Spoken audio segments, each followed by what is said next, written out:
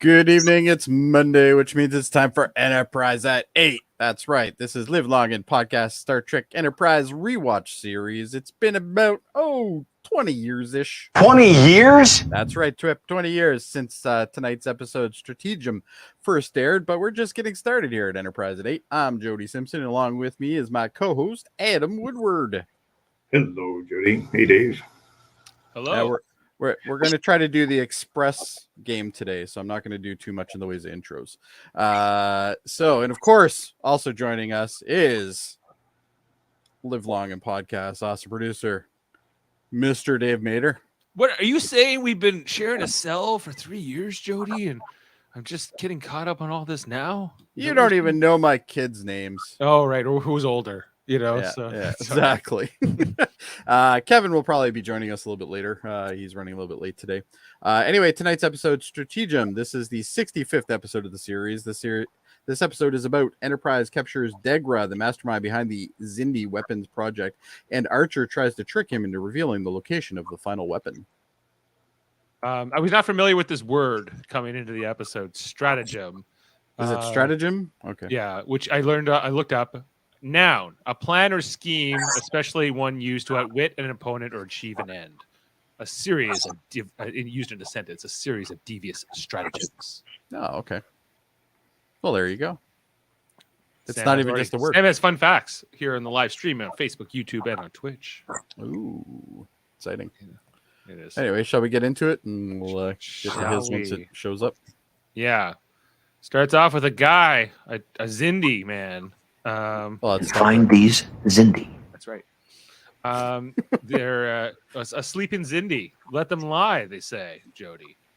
But sometimes they wake up. So, did you guys catch on that was Degra right away? Yes, I did. Yes. He's very, very. I mean, he's got a unique look for sure. He's a hippie Degra, unkempt. But yes. I kind of knew that this was going to be a ruse. I feel like I did see this 20 years ago or so, but I don't really remember it. And I don't know, Jody, do you remember watching this the first yes. time? Yeah. And you, Adam? I don't, but I was watching with my wife and she remembers it. But she remembers it. Okay. I liked it.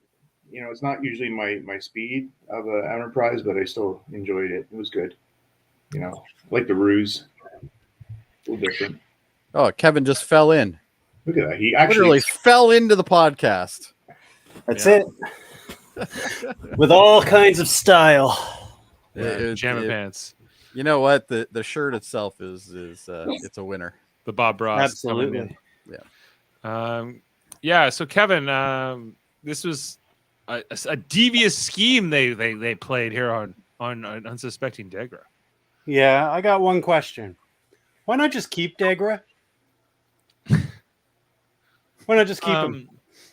I guess I thought that myself. Yeah. I don't know if I have an answer for that. Other than the break. Might not have been a bad idea. Yeah.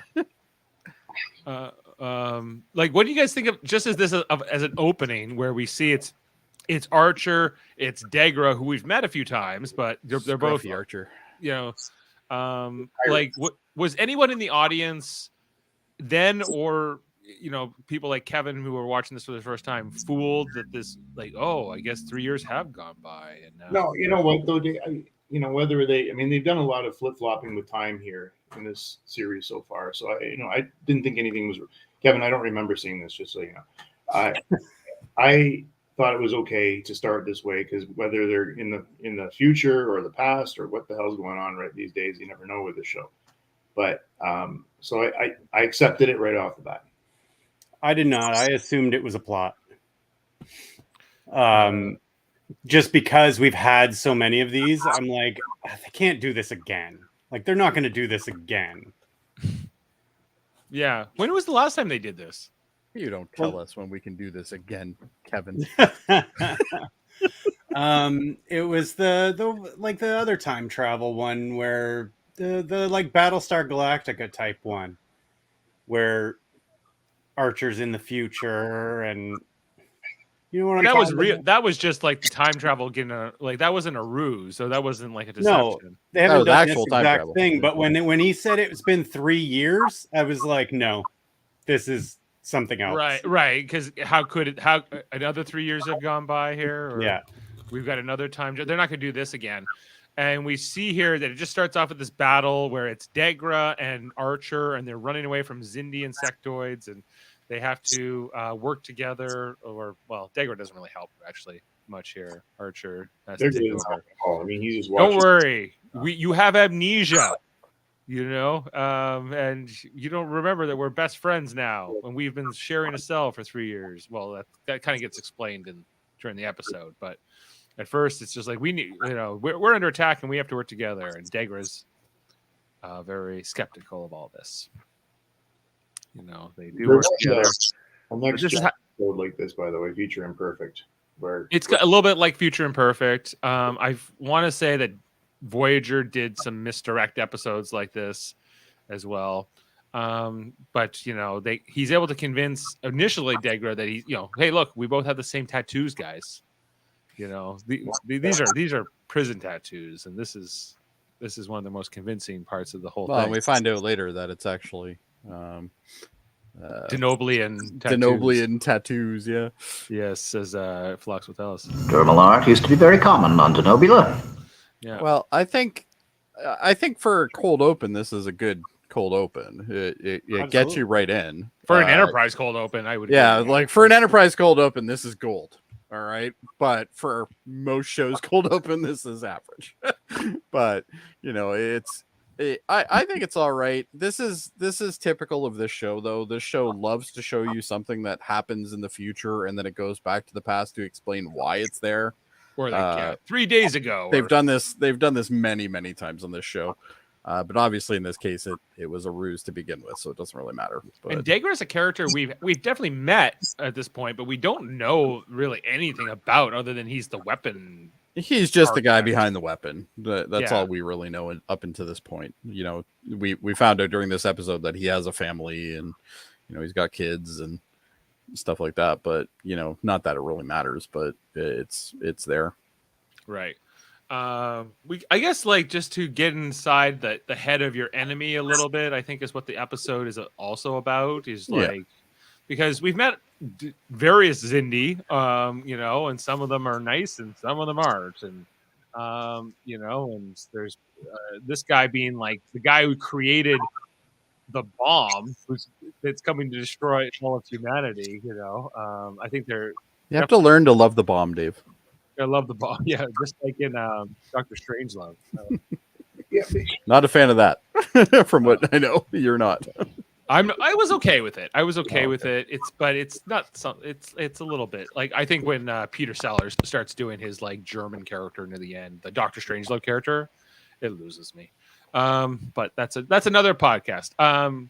Stratagem, the title card for this episode after the credits. Randy Oglesby being the guy who plays Degra. He's pretty heavily featured in this episode. And, there's just a lot of explanation, like this fake story that Archer gives to Degra about how they were put in the insectoids did this and how Earth was destroyed. And but then we started working together. We said we'd escape together. Dave, right there is this is when I typical Scott Bakula not believing him because Earth is destroyed. Yes, it's only 3 years ago, but he didn't seem still. I mean, that's a hell of a blow. He's lost his crew. He's lost the Earth. His entire planet. His entire species. Yeah. He seems pretty well adjusted with Degra, considering. But never hear if you're going to tell a lie, don't go too deep. They're into this story, man. It is like the Xindi insectoids have basically taken over everybody. They did this to commit.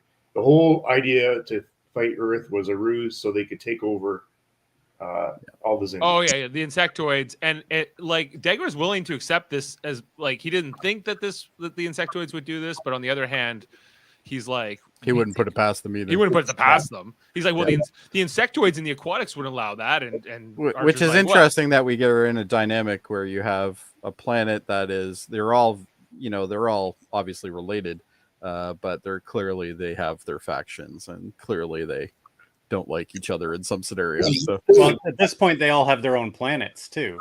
yes, they Right. do now. Yeah. And it's yeah, really we get more cool. explanation about how they're trying to find a united Xindi homeworld, a new one, to replace the one they destroyed in their war in the past. I just want to also call out the writing team for this episode. Is Mike Sussman, Terry the teleplay, Metalis. but Terry Metalis, who's now the showrunner of Star Trek Picard, and is writing and directing these last two episodes that we have both this week and next week. So it's Terry Metalis week here, guys, on Live Long and Podcast.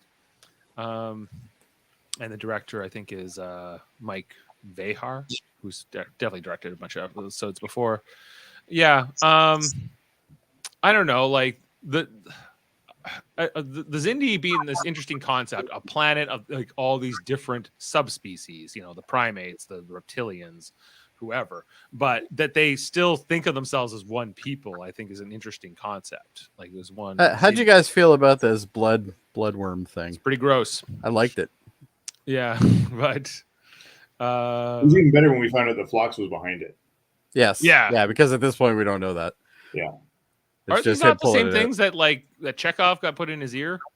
No, those were No. Those are different bloodworms or They weren't. whatever. Those were something like they had the. Those were like a truth serum type. Yeah. thing. These don't do that. Like apparently that these are like Archer gives the story that these were used for interrogation and they're responsible for his amnesia or whatever. But it's actually that he uses these bloodworms for something completely different, and they're it's more of just the part of the ruse. Yeah, we see actually get tons of the blood. squeezed out. But this whole scene, I'm wondering why the hell does he seem so delicate with it? And he's got that little test tube. He's putting it back in. Well, and that's the trigger, right? Because we find out later that Phlox is kind of like, don't hurt these things. They're hard to come by. And I hard to use them come all by, the time. expensive, and they got great medical applications. That you don't even understand. They're Yeah. Denoblian leeches, basically. They're original leeches, more or less. Yeah, and then Archer's trying to get him to like talk more. He's trying to give him the Andorian ale to get him going, get his lips going, which kind of works later on, but not initially. He doesn't want it. He's like, oh, that's all right. I'll drink it all. But at this point, if you're Degra, are you not believing everything that's going on? Like the man just ripped something out of your body. Okay. Right. That correlates his story. Like there should be no judgment here at this point. Like the guy should be straight on, It is a ruse worthy of Garrick. It is. It's not a bad deception in terms of how like they come around this. I think the ethics of this are somewhat questionable. On the other hand, no time for ethics. We have no time for ethics here. Nope. But I listen, Dave. I thought the same thing, and this is interesting because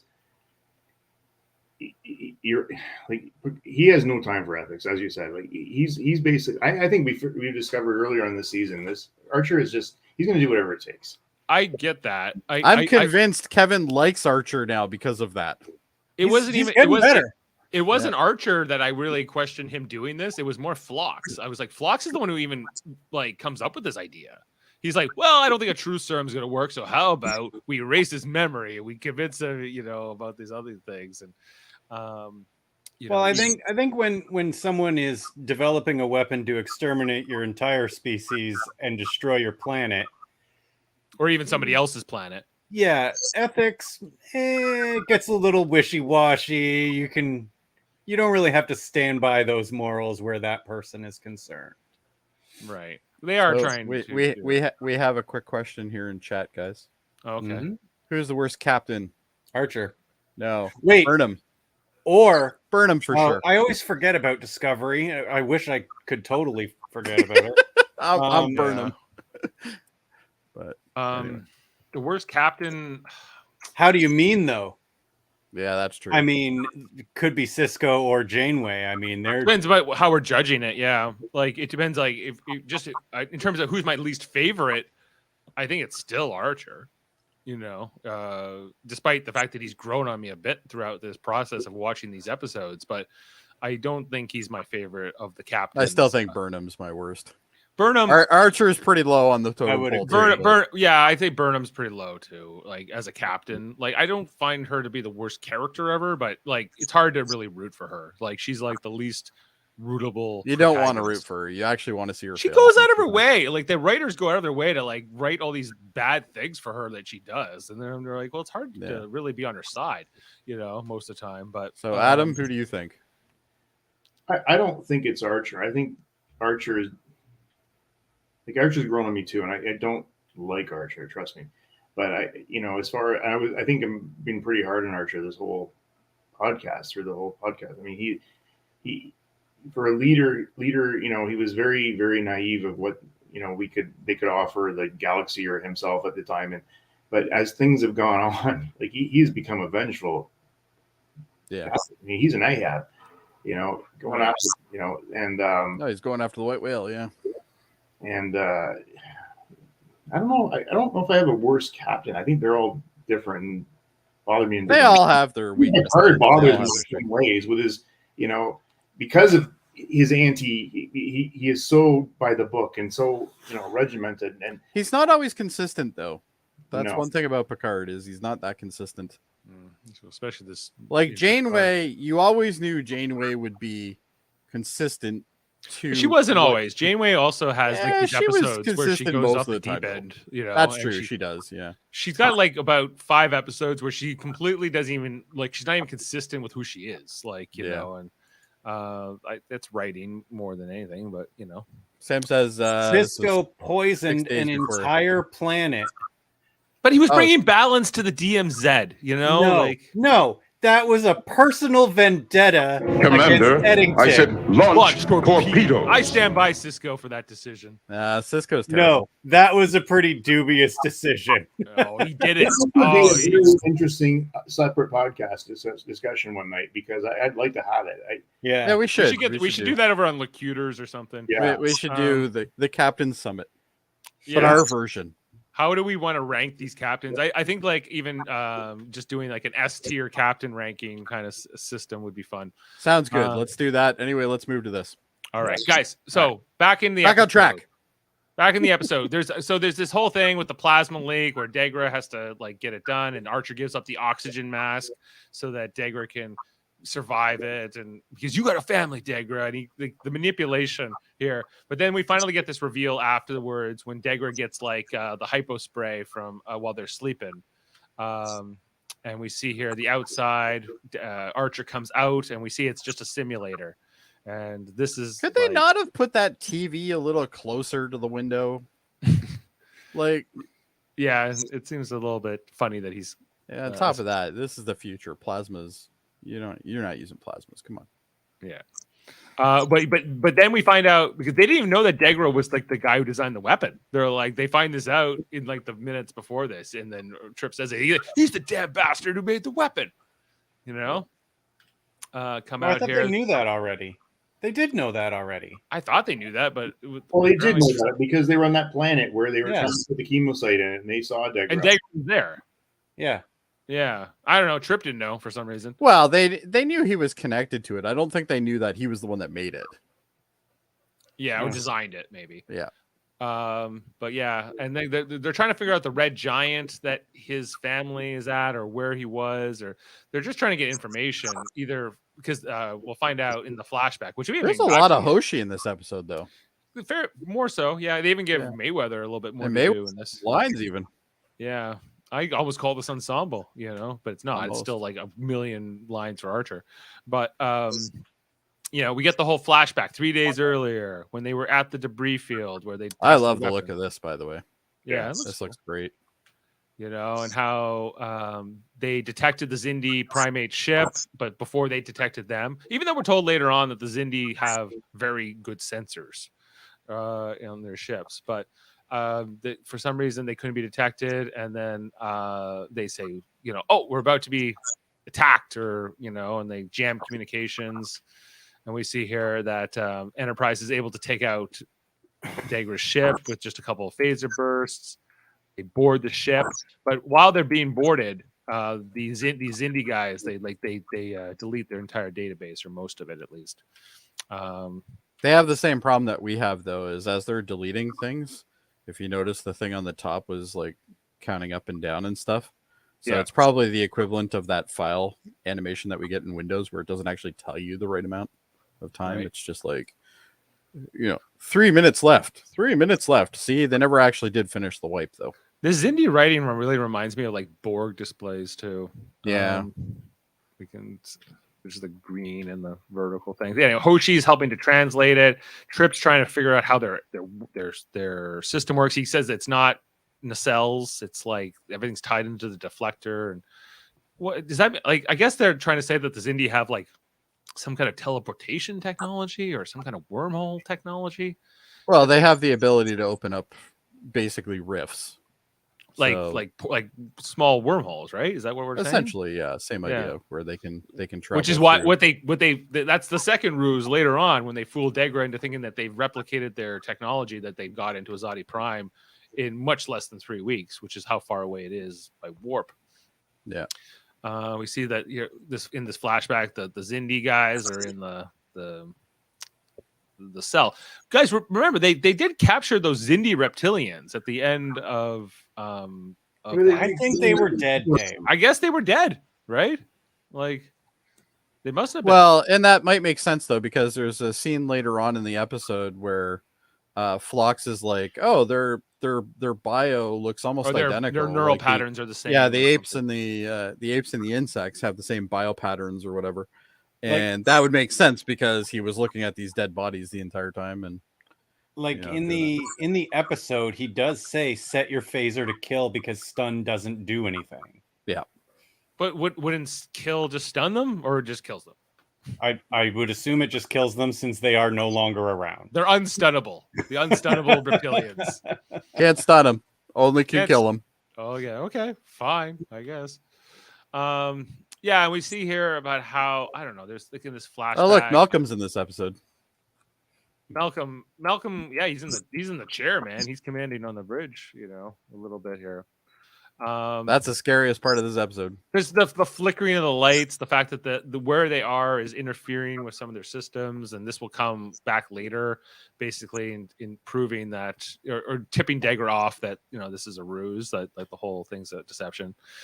Yeah, then we get the scene here. Yeah. The scene here with Phlox explaining like I can erase their memories and whatever. He's like, this is a primate, and he's like, look here, reptilians. Phlox is almost like kind of to the point where you're like, this guy's kind of creepy because he like comes up with the weirdest shit. That he didn't he didn't even need any convincing here from Archer. He was just like, he comes up with the plan, he volunteers it. Yeah, he's got a hint of Mengele in him. He does, yes. Yeah. However, Phlox has got some humanity in him, and I don't think he likes to go too far. Yes. And do you think that this is his own ruse to keep the captain from actually going all-out torture on these guys? Yeah. Let's try this first. Why don't we try to erase his short-term memory, and then we'll give him amnesia, short-term amnesia, and then you can convince him it's been 3 years, and then this whole like elaborate plot. It's a lot of work. Like they got to do a whole scheme. They got to create a story, a whole backstory. He even goes to Paul at the end of this scene, which we don't even get to see like the staff here like around the table having a discussion very often. On this show, like it seems like most of the time they've only had the command center for one season, Dave. Right. This meeting not in the command center though; it's at the back of the bridge. It's true. It's actually in the briefing area. But even having like the 7 principal cast of this show together in a meeting is almost that's pretty rare in this show. Yeah, it just doesn't happen, especially in this season. I can't even remember the last time it happened. But there's always like 4 of them in there. And then the other ones are doing something else or they're not there. There have been a ton of episodes where like Phlox just isn't there. He just doesn't appear in the episode. Yeah, the fact that Phlox is even on the bridge is pretty interesting considering he's very rarely there. I feel like John Billingsley was always going off and doing other things maybe or something, but he's not always here. But he's in this one. In this one, they're kind of using all of them, like even Reed's in the mix, Mayweather's in the mix, Hoshi, they're all involved. It's a team effort this episode. He goes to Paul, I need you to help me figure out all that story. I think they should have spent some time figuring out what are his kids' names and who's older. I think that would have been a good part of the research, but how are they going to find that out? How are they going to get that information? I don't know. How did they get the kids' names? They went through his letters, right? Yeah, but there's degradation on the they got the wife's name, they got the kids' names. I don't know. They think they should have But when you write, if you were to write to your kids, how often would you recite to them their ages? I assume you always give like the oldest name first. So I don't know. Like even he could have just guessed Every time whichever kid name he said. I always say Jackson and Avery, oldest to youngest. Yeah, oldest to youngest. Yeah. Funny, I don't do that. Is that like that whole thing because he lost the whole ruse on that, right? Yeah, that's where Degra finally. Well, it was also because the screen flickered. The screen flickered. That was really what's true. But he also had a 50-50 shot and he didn't even try. Right. Yeah. He hesitated. Yeah. We see here. He even talks about like you're giving me gray hair. It's only been 3 years. He's like, but you've been tortured by the insectoids in this prison. Like Phlox. Yeah, I like how Phlox goes for realism though. He's just he's like, you're gonna get beaten up. Let me punch you in the face a couple times. Yeah, he's getting really into it. He's almost like a set designer. Yeah. He's like, this is fun. Like we're totally gonna fool these things. We finally get to do shit. Yeah. It's and then we see here when they put the bloodworm in him, they don't show it, but like just Archer. I love the little wince he does though. He's like, yeah. Right. Like anyway, coming back here, we come back to inside the simulator. But now we're getting more of like this cutaway to them observing from the outside as well. We got Tripp and Mayweather moving the hydraulics. So this was funny because it just reminded me of every like little flight simulator I've ever been in my life. Me too. Yeah. It was there's nothing advanced about this. No, Star Wars ride. Terrible. Yeah. Right. Making a little ride here. What I don't get is the fact that they can put this thing together super quick, but they couldn't get actual fucking weapons working for like 6 months. Like, yeah, well, like it's in. Yeah, well, Archer's cracking the whip now. Oh, is he? Okay. Yeah, Tripp's like, I built plenty of flight simulators at home. This should be nice. Yeah, this is fine. But if I you can looked have out one of that those window, set up in about 3 hours, like, there, sir. if you actually went up to that window, is there a chance you would know? Like you would not realize. You would definitely know because that fucking screen was so far back. You would have been able to see everything around it. I thought that he was going to start saying, "I'm seeing the same stars all the time" or something. Because don't all the stars look the same to you? It's like watching one of those old cartoons. Well, I think they're using a random generator here. Like we have this technology. I'm sure they do too. Right. I don't know. Like there's more like he's just trying to get more information about him about where's his weapon being built is ultimately what Archer's trying to get him to give up. Well, he wants to know where he needs to go. That's really what it is. He doesn't have a hell of a lot of time, so he's got to figure out where he's going. Well, he's also got no patience.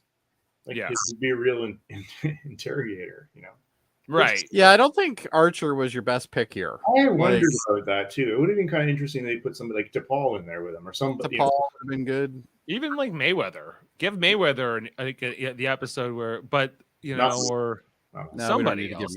Even Reed. Even like maybe do we Reed might have been interesting. Do we need to have another episode where Archer is like the star of the episode? Don't we get that star every of the week already? series, so yeah, I guess that makes sense. I know, but like in the other shows did such a better job, especially like the next gen Deep Space Nine Voyager of like really giving the rest of their cast episodes to shine. Went really back to the original series. And there was a reason they stopped doing that in the first place was because the other it's better when you have more characters to well shine.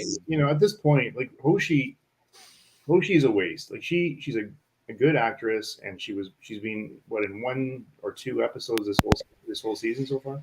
Yeah, she had the Beauty and the Beast episode, and I'm trying to remember what her other episode was this season, but like if there even was one. Yeah, there was one, exactly. So not this season. Mayweather hasn't had anything this season. Yeah, but maybe that's fine. I think that's okay, but you can only tell so many campfire stories. I guess, but it didn't have to be Archer playing the role in here. It could have been anybody, and so anybody on the crew could have done this. Maybe not T'Pol and Phlox just because they're not human. So I think that maybe this is more interesting if you can, say that we're over the whole. I don't hate it. I'd like to see other cast members for sure. See, I get the impression that Archer is in here because Archer is the one that's so damn desperate to get information. He's a control freak. He's like, I have to go in. I can't trust. He doesn't trust anybody else to do it. Yeah. So just like this writing team doesn't trust anybody else. To like in their cast to try this up. Like you could Well, give I don't Hoshi know. this story. Put Hoshi inside the pod with him. I But don't then know you have to anything- explain why Hoshi was at the prison colony with him. Whatever. I She don't was know- taking same backstory. She was taken prisoner or whatever. I don't know anything about this cast, but maybe it's like a William Shatner situation. It could Could be. be. Yeah. Maybe Scott Bakula He's wanted like, I'm to be the fucking star of this bitches." show. It was Yeah. written into Scott Bakula's contract that he had to be done work every day at 6 p.m. Right? Like that was in his contract. Yeah, that wasn't his contract. And you think with that in mind that the rest of they would use they would have more stories that where we don't need Bakula, you know. But if he's got that, he's probably got something in there that says he has X amount of screen time per episode or something right, like that. maybe, and I think you're probably right about that. I that Bakula also was like, I'm the star of Star Trek. I want to be like Shatner was, and I want to be the star of the show, not like just part of an ensemble. Well, they know? probably pitched to him like, this is before Shatner, and he's like, "Great, I'll be Shatner." Just maybe like Shatner. Like they were. I get that they were. This idea that the original series was better, like that they had at this time, that was better than the next gen era. I don't think it's Yeah, but that was true, people like but your dad that thought that a lot of people thought that. There was a lot of feeling at the time that that because they there was grew up with it, and there was it's franchise their thing. fatigue that Star Well, Trek there had definitely lost was its franchise way fatigue at this point, or for something sure. that we needed to get back to. The original recipe Star Trek. Well, I mean, having watched it all week to week back then, I can tell you. I mean, Deep Space Nine, I didn't do too much of by then, but I was tired of it. Like honestly, it had been 7 years of next gen plus, right? I mean, we were now into 2 decades at this point. No, Almost, yeah. From the time that Next Gen starts in '87, and then Voyager ends in 2001, and then you have Deep Space shows. Nine kind of overlapping there. Yeah. Yeah, you had 3 shows in that era, and then you have this one as well. Like, This so- one comes after, but they were trying to make this different. I wasn't unhappy when this was. I mean, I wasn't happy, but I wasn't unhappy. I'm ready for a break. But it felt like they had lost a little bit of that excitement. But I have that exact same problem with Marvel right now, right? So it's too much now. I'm done. It's too big of a world. There's too many characters. It's hard to follow. Yeah, 5 years ago, if they told me that Secret Invasion was happening, I would have been happy. But now I'm just like, Yeah, I get that. And even Star Wars, I think, is dealing with a bit of that. With all the stuff Star they have. Wars definitely, yeah. They have so much coming out these days. Like, Well, they do have some good principles on paper coming out, but like they just announced that there's going to be 3 more movies. It's like no, don't And there's do a that. new show, and then we'll get more Mandalorian. Yeah, there's a lot of Boba shows Fett, like all that Mandalorian's stuff. even going off the rocker at this point. And so. some people think so. Yeah. Anyway, So back to this episode where Degra doesn't want to give the coordinates or the code to Azadi Prime to Archer directly, so he types it into the computer, which of course Hoshi can grab here on the other end. Hoshi also had to pretend to be the Xindi guy, Yeah. with the voice translator. We kind of missed that part here. And then she's like, the coordinates he gave us is one of the red giants that is in the Expanse, so this is looking good. And Archer has to type here. Please stand by. Coming back to that where Hoshi was basically filling in the gaps for the Xindi, Right. and saying, even your kids are fine. We spoke to them last week. Whatever he said, she said, I could. In my mind, I saw Hoshi not enjoying saying that, and I wish they would have shown her face in that. yeah. Right. Yeah, like I just think I know I say this often on the podcast, but I'm just like, I would just wish it's not just the Scott Bakula show, The Archer show, yeah. Yeah, that's all. But we see here like they're having their issues. They're trying to fix the simulator, but Yeah, at this point the simulator's going Of nuts. course, it's the simplest thing for them to run, and it breaks. yeah, they can't even get this thing to work. And we see he's looking out the window, and then we see like that flicker on the screen, and this is it was hard to get like a Space good doesn't flicker like that, Dave. Yeah, it's almost like that's not a real window, Yeah, and he sees it, and the suspicion has been planted, and this is where he's like, tell me my kids' names or whatever, and then tell me the order, like who's the older one, but T'Pol on the security camera here is able to see that he's got the knife. Why did they put the knife in there? Well, for I him to don't get. think it was a bad idea. That's a good question. But it wasn't meant to be like a craft that was. It's some kind of a tool. Yeah, I think Yeah. it's more like some sort of like multi-tool or something. Yeah. But they tell Archer, and I guess Archer has like an earpiece in, so he can hear what they're telling him. So he's So this entire episode, whenever Archer has like the long hair, though, I keep thinking he's like from like Point Break or something. he's like set. Who was his character in Quantum? No! Sam Beckett? Yeah, he's got a little bit of that surfer guy going on here, but he's I don't know. Maybe it looks better there with the hair. Anyway, so but then when he gives like he says the wrong kid's name is older or whatever, then Degra just attacks him. We have this whole fight here, and then I think Archer. Need this fight to go on so long. Like, what the heck? Get in there. It was a really long fight. Yeah. It went on for- Guys, ruse is over. He's figured it out. Get in he's there. figured it out. Maybe you should get in there and help him. Yeah, and we see these Makos who never do anything. You know. Yeah, I Makos was aren't there promised for that, lots Dave. of. I was promised lots of Makos, and we've gotten almost nothing. I know. Like you're right. We're gonna have some more Makos soon.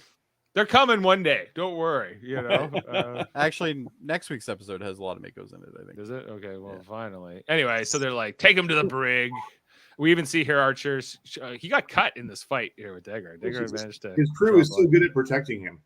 Oh yeah, you know, like best. Maybe team. that should tell you something. Yeah. Maybe they're like, we'll wait it out a bit. Yeah. Let's see They how this want plays some out. screen time too. Yeah. Then Archer goes to see Degra in the brig, where Degra kind of, admits that he always knew, he was suspecting from the beginning, but he says that everything I told you about Azadi Prime it was false. That was all. I didn't tell you anything real.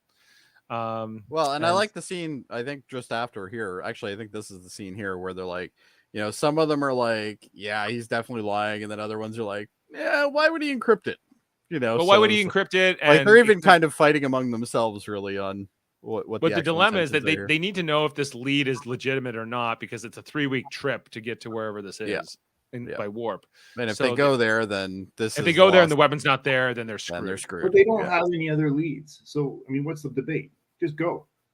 Yeah, but they could get a lead tomorrow, I guess. I guess they could get another lead, or they can keep trying this with Degra. Because they're like, to the point, they're like, we can just keep erasing his memory. I would have just strapped him to the fucking hull until he told them what they were doing, Or they could go, get one of those mines, have Reed go out there with them. It'll be fine. So they come up with this plan here where they're going to turn the Enterprise into using the Xindi technology so that they can get to Azadi Prime instantly through this wormhole. They go through a lot of this is a really elaborate ruse to that. They even try to fool the audience, Yes, this is the ruse that fooled me. Right. Oh, okay. Not the first one. Where they're going down. At this point, I remembered that this. They pull these Xindi guys out of the brig, and they're like, "You got to help them with this technology. You're the engineer." And Degra orders this engineer guy not to help, and they even try to put a gun to his head. But this is all. This is only to get Degra to admit that the information he gave was legitimate, or that the lead is good. So they go through this whole thing. This is all. Yeah. Even to the point where they take Degra here to the bridge. This guy has actually been burned on his face. This crewman here on the bridge. Archer doesn't care. He just walks right by him. Didn't even look at him. Was this the plan? They're like, listen, man, in order to convince Degra, we're going to have to burn half your face off. No, this is very Captain Kirk. You're right about that. Kirk never really was down on anybody. Kirk never cared. Kirk was just like, I got to get back to my seat. Right. As we see here, they get now we're in the Red Giant system. We're at Azadi Prime, and everything else here. And Degra kind of admits that you'll never get there. He also told us that the insectoids have like a deuterium facility at this planet or whatever. That was the other thing that he figured out, that he was lying, because if the insectoids really were trying to exterminate the primates, then why would the primates go to where the insectoids were already? But anyway, but in that moment, like Degra kind of admits what Archer wants him to, and then he's like, oh well, thanks for your help. And we see like the ruse where the Red Giant, and then it changes, and we're exactly where we started off. We haven't gone anywhere. I totally burned off my guy's face just to Just for the shit. just to make this more convincing. Or they got Phlox to give him some nice color. Or it was just a cosmetic thing, maybe. You know, it was all part of the Fox movie is magic. like, it needs to look real, and he smacks him a couple times. We know that Phlox will go fully committed on here and try to make it He really will, yeah. realistic here. But even like these looks that like Look at that shit Reed grin. and Maker give to Archer, like, good job, sir. They're like, you're the best, man. He's Big Brother's like, I'm so glad people know I'm here. yeah, he's like, wow.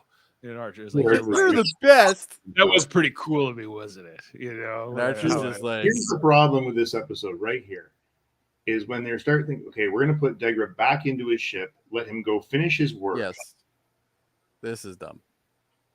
yeah.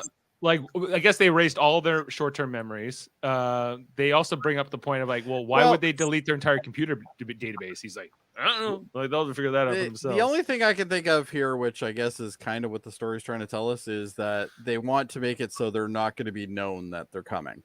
Like they, right? You know, that they have the right, element of because- surprise still. They don't. Because last week didn't blow the element of surprise. Yeah, like the Xindi Council doesn't know that this. Well, the Xindi know that they're there, but they don't know where he's going, right? Like or they have don't no know idea. that he knows about Azadi Prime or whatever. Exactly. We've already proven that Degra can be easily fooled.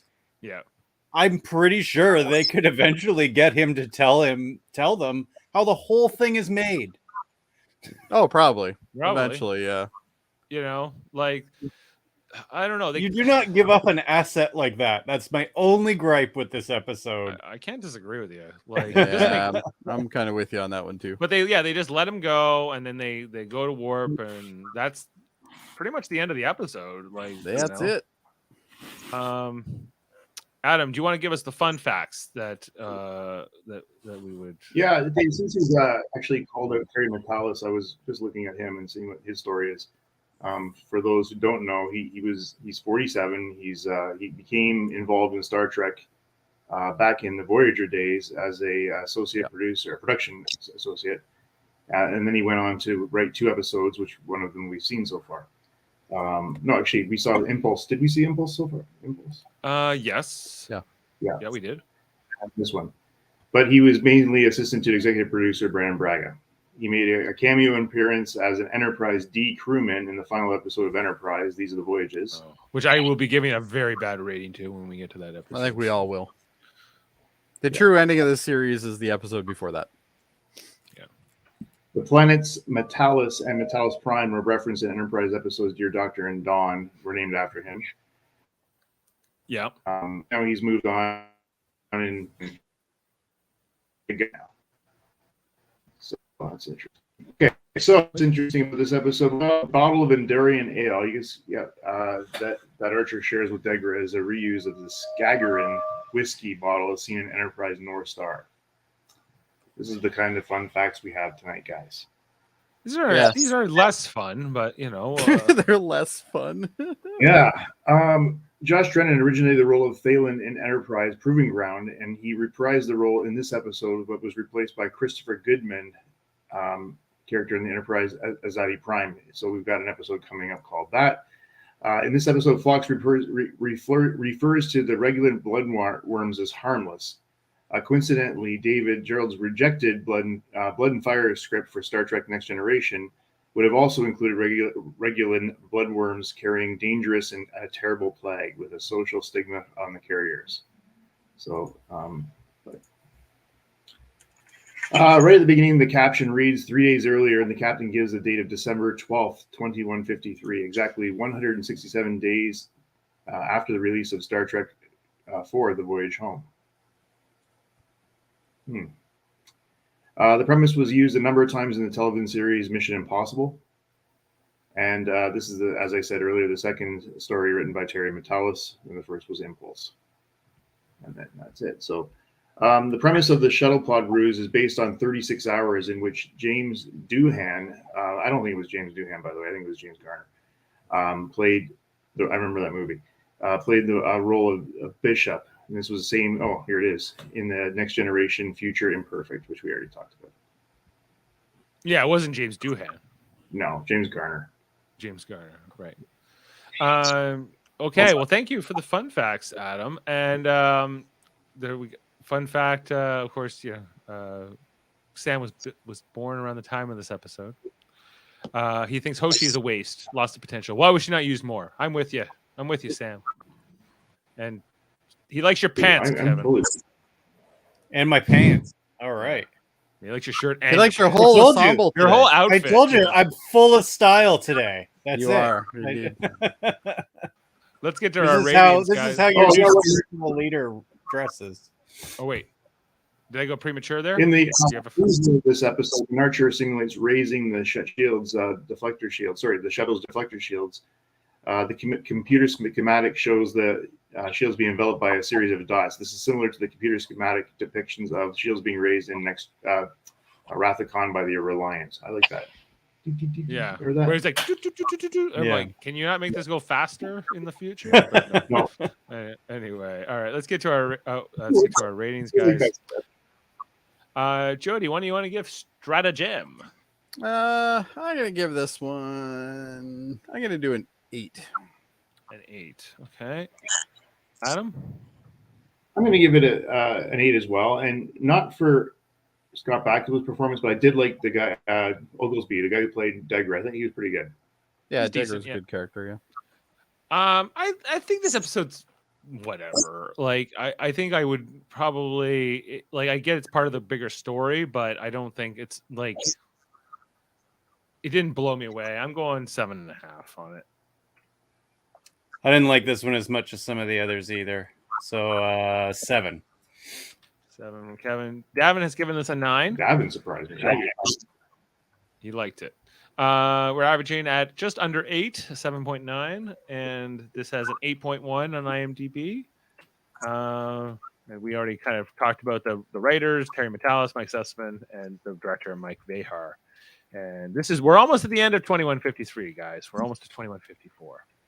Who is? I guess So is it again? It's Xindi. It's Archer. It's whatever. Oh, it's Degra though. It's Degra and Archer. That's it. Dagger and I guess Archer. Yeah. Dagger is like a character now. So Degra.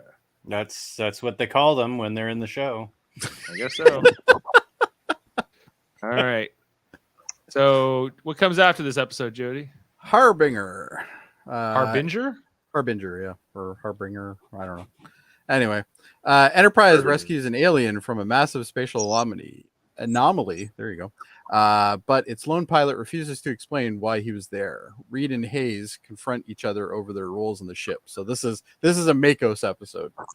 There's a lot of Makos. They're having this at like the this is midway like- of the season.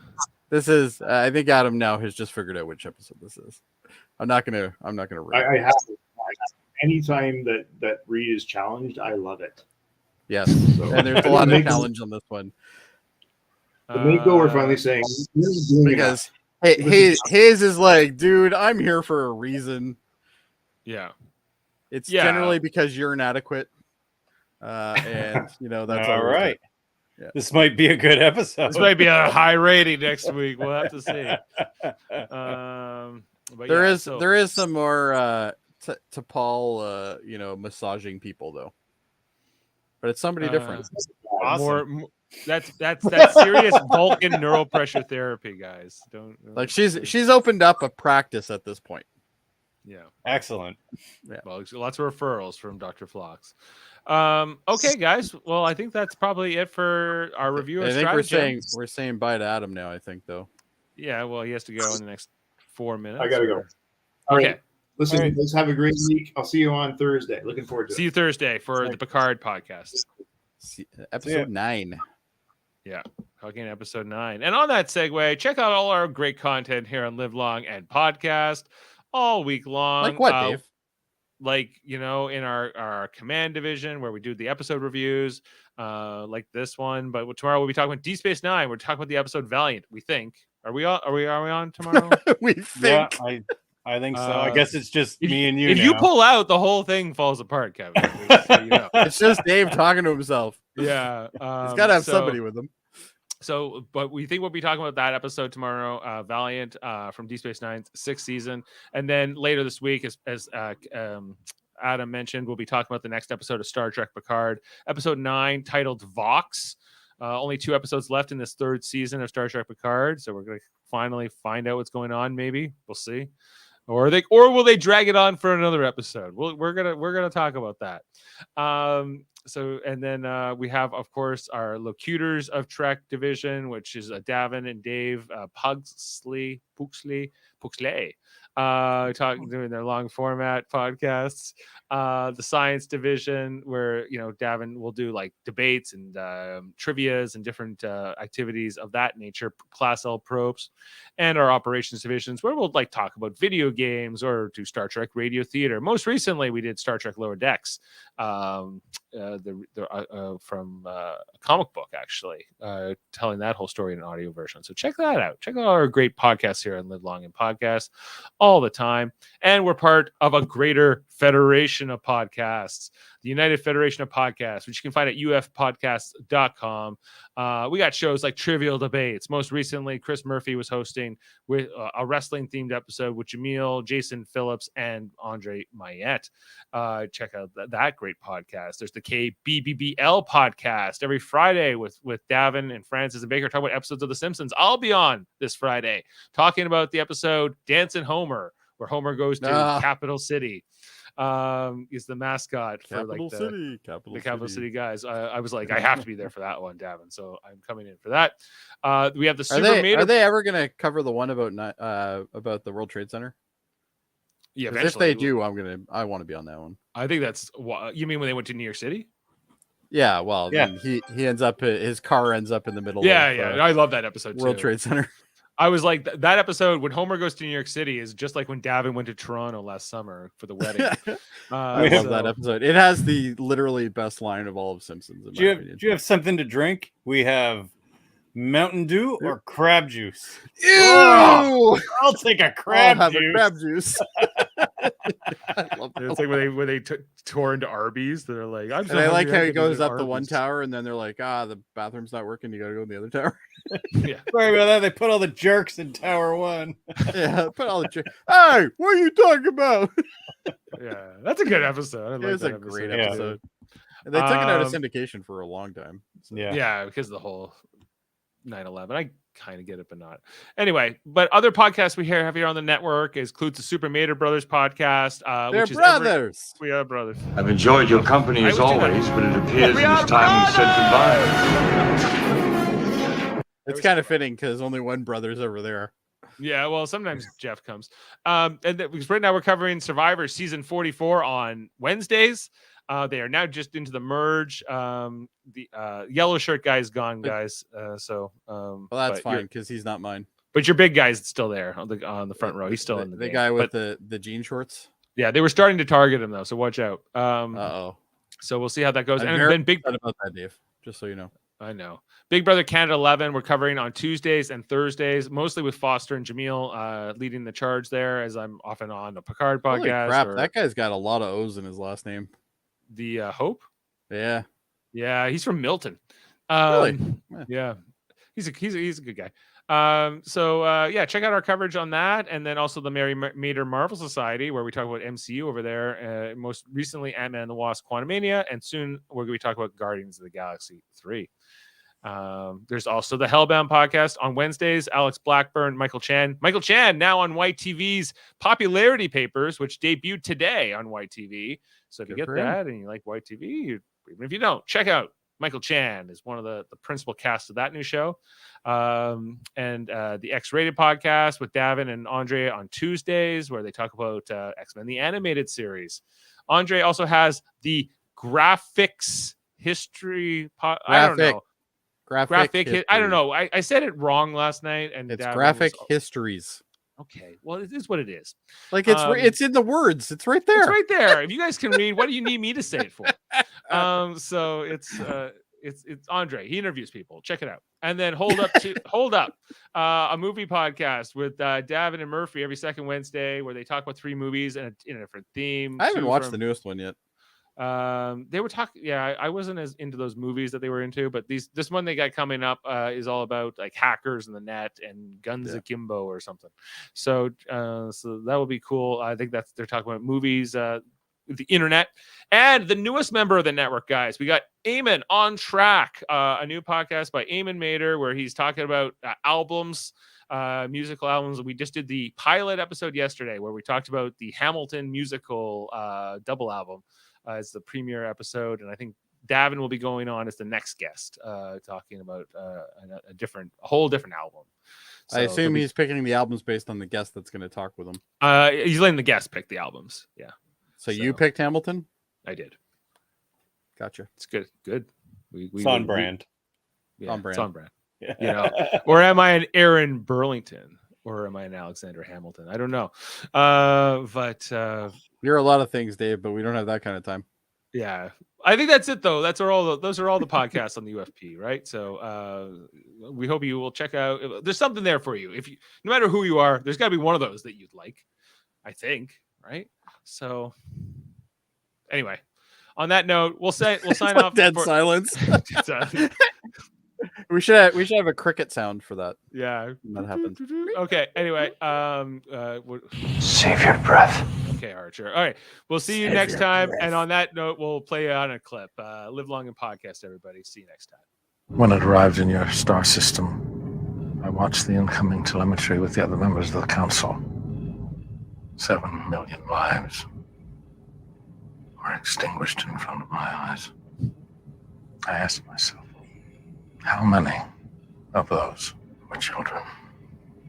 I suppose I've told you this before. Actually, you haven't. See you next time.